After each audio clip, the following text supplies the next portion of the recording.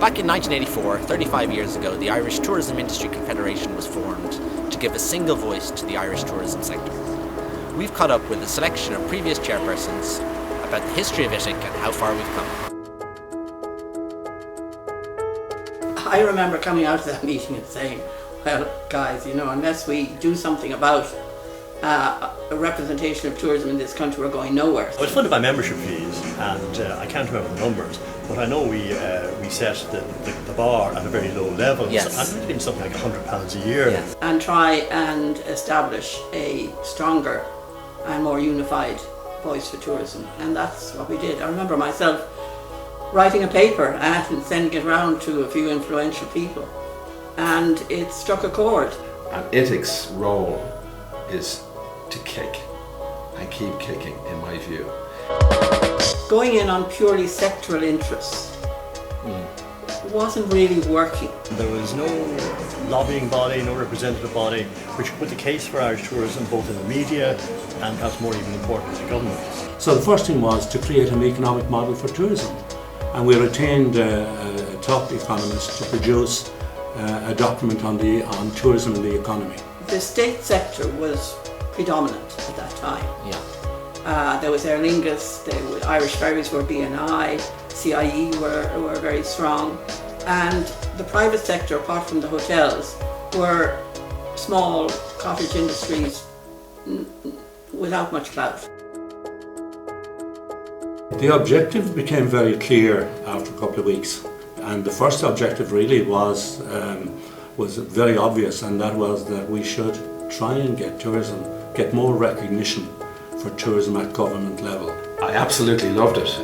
I was very, very ably assisted by Brendan Lee, the CEO of ITIC at the time. The second thing was that we lobbied very strongly to get tourism included in the structures that government were using to consult with industry. One of the objectives I had was to ensure that smaller businesses, members of ITIC or otherwise, understood that by being part of a group they had a much better chance of benefiting in the longer term. I was in Brussels yesterday. You have no authority to go to Brussels. I said, I'm independent, I go to Brussels whenever I like.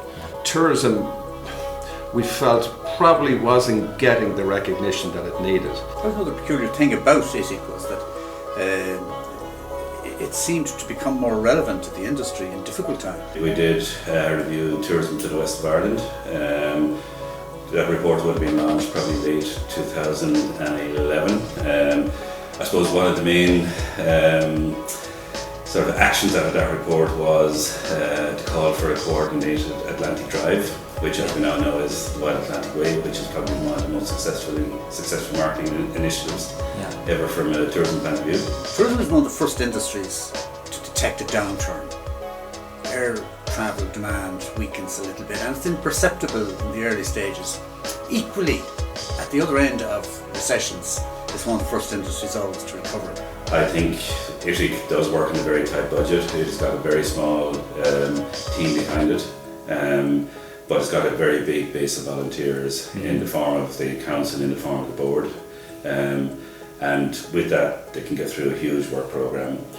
Quite frankly, some people thought that our projections were mad, that they were off the wall. Overly ambitious. Overly ambitious. In fact, as it happens, the 2015 or 2016 projections that we made back then in 2010 were exceeded. And the Minister for Tourism during your period in office was Leo Varadkar. And that was his first ministerial position. Absolutely, yes. So he was young and... He was young and energetic and enthusiastic. I've dealt with a lot of ministers for tourism over the years. I would say by a long shot Leo was ahead of all of them. There wasn't any minister that I would say I wasn't happy going in. There was one or two that I, would rank outside the top 10, but I'm too old and too mellow at this stage now to start giving names. But you could probably figure out who they are yourself if you think about it. Tourism was missing in any of the broader discussions at government or department level, and the objective was really to get tourism in there. I take a little pride on behalf of ITIC in having a very central role in the development of that model.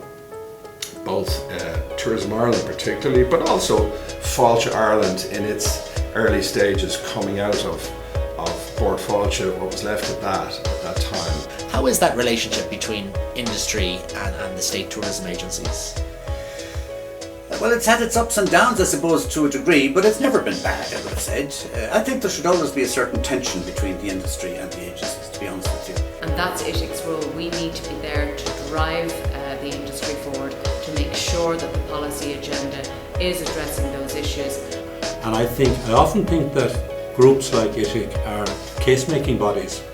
If your case is strong, if it's positive, then it will get listened to.